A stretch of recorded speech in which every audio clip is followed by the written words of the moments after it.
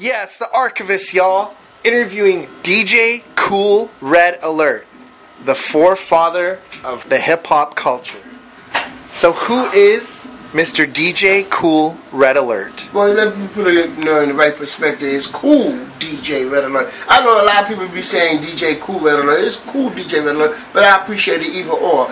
Red Alert is a person that enjoys providing the sounds for everybody to enjoy, to vibe, to sing along, to dance to get involved with whatever I bring to the table.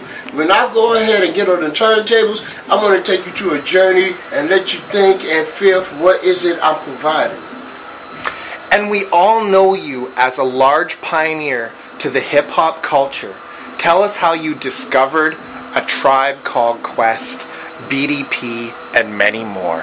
Well, I say make it as short as I can.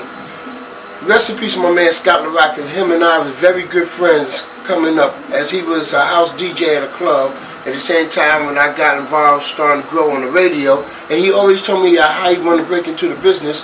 So when I was giving him some ideas, some tips, and one thing led to another to become what it is, and he asked me to be a part of it. Riffing later on down the road, I started having my nephew Mike G, joined along with his schoolmate Shazam, later on became Africa, and a close friend they grew up with named Sammy B to form the Jungle Brothers. At the same time, Mike G also went to school with Q-Tip, Ali Shaheem, who else I say, Jerobi, even Brother J for X-Clan. They all went to the same high school, and the next set that came from Jungle Brothers was to introduce a Tribe Called Quest. So, all that was going on in the hearsay. I could sing from BDP, from range around 86 to within the land of Tribe Called Quest and going to 89. So you can imagine all during them 3 years span how much we had developed and grow and venture so many different things. And what can you describe about the breaking scene when it all first started? That's one thing that a lot of people don't understand, that when there was something that you were so much of being involved with creatively, you didn't care whatever a person may think of, whatever somebody may have, take a different look at. The culture in hip-hop is all about expression. A lot of people don't understand what hip-hop culture means. I mean, we didn't even call it hip-hop. The media called it hip-hop. We was just busy doing our thing. But as it was coined hip-hop as the title of our culture, it's all about form of expression, how you feel. It was a point in time that a lot of things was taken away from us in school or even in programs where you couldn't show your skills musically, artistically, in other forms of, not only when I say artistically, as far as, artwork, but also within footwork. Here it is, a lot of, younger adults, even teenagers wanting to display their footwork, with breakdancing. A lot of the artists that wanted to display their artwork, was doing it on the trains, on the walls.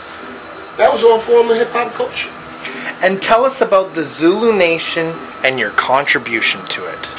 Rest in peace to all the members that is no longer with us, as far as the almighty universal Zulu Nation, that really, they used their shovel and dug for make us to become who we are today. Africa Bambaataa, who I call the father of music in my eyes, he took me under his wing around 1979 through my cousin, the original DJ Jazzy J. He believed in something, we all believe in something, and we just stuck to the core to make it become what it is. And tell us about Kool LaRock.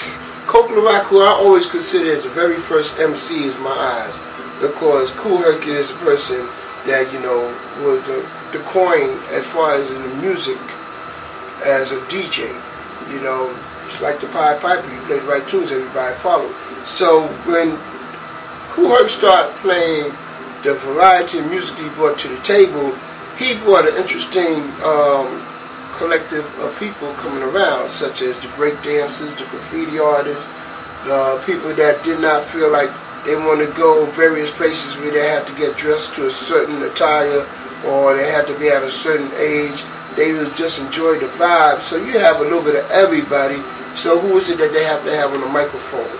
They have to have somebody to go ahead and get on and start expressing what he felt, and that was Kool Rock. Hurt did the same thing too, but Kool Rock was his side man, and he was the master of ceremony. That was an MC, the master of ceremony. How he carried the crowd, how he carried the room, how he carried the night. And he was saying simple little things, but everybody enjoyed it. And what is one of the most cherished and special awards you have ever received for your recognition? It's hard to think about what is a special award for me, because I think I'm still receiving, as we speak, is me doing what I'm doing.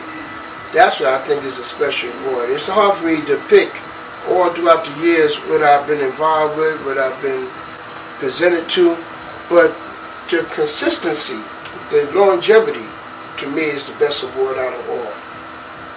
And tell us what it is like to meet some of our fallen soldiers, Tupac Shakur and Notorious B.I.G.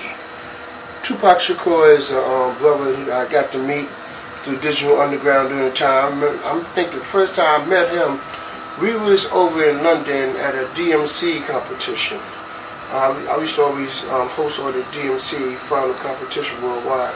And Digital Underground performed that night, and that's how I got to meet Tupac. And candid brother, you know, in his own way. He had, you know, expressed himself. And B.I.G., I saw him coming up, you know, representing for BK, Brooklyn.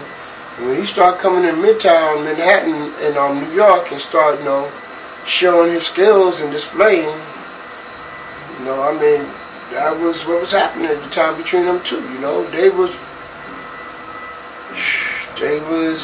dominant. They was dominant. It's unfortunate how they formed, but they was dominant also. And tell us about 1520 Sedgwick Avenue. 1520 Sedgwick Avenue, which is considered as the birthplace of where it all started. That a young lady by the name of Cindy was asking her brother to DJ her birthday party. Who knows that that place was going to become a historical moment to make the man, to make the culture, to make every one of us become who we are. And working in Cold Chillin' Records, which artists did you work with on the label? Well, actually, I never worked at Cold Chillin' Records. Here it is, rest in peace, my man Mr. Magic and Fly Tie's manager. They the ones that was running Cold Chillin' Records right along with Marley Marl. But I can say one thing, they had some great records, some great hits that I know. They gave me the ammunition to go out in the field and play them. And tell us about Red Alert Productions, managing the Native Tongues, A Tribe Called Quest. Here it is, Red Alert production and management. After, you know, let's start off Jungle Brothers. It gave me the idea to go ahead and start reaching out and being a helping hand for many others. Like I said, it all started when Jungle Brothers was in the same school as Tribe Called Quest. They came up the same time as as De La Soul. Got to know each other, felt each other vibe. At the same time, on the side, I'm being a part of Boogie Down Production. Got to meet my man Mark the 45 King that introduced me to the Flavor Unit. A lot of things all created all within that point of time, you know, that helped structure to what it is. And let's hear about your world-famous 98.7 KISS FM radio show. 98.7 KISS FM radio started in October 1983. It's funny as we speak right now that I'm right back home where I started. You know, I'm back at 98.7 KISS FM, going on 27 years later. And it was a hell of a ride. Still riding, you know, and got to see a lot, got to do a lot, got to present a lot, got to cherish a lot. I mean, what more can you say? Tell us about the founding of En Vogue. Here it is. A lot of people always was recognizing me for breaking a lot of records as far as hip-hop culture is concerned or rap music concerned. But I was always being open-minded for all other different genres of music. So that's the same thing for R&B, for dance, disco in its earlier stage, alternative music that, you know, I would fit right in that you didn't know a difference.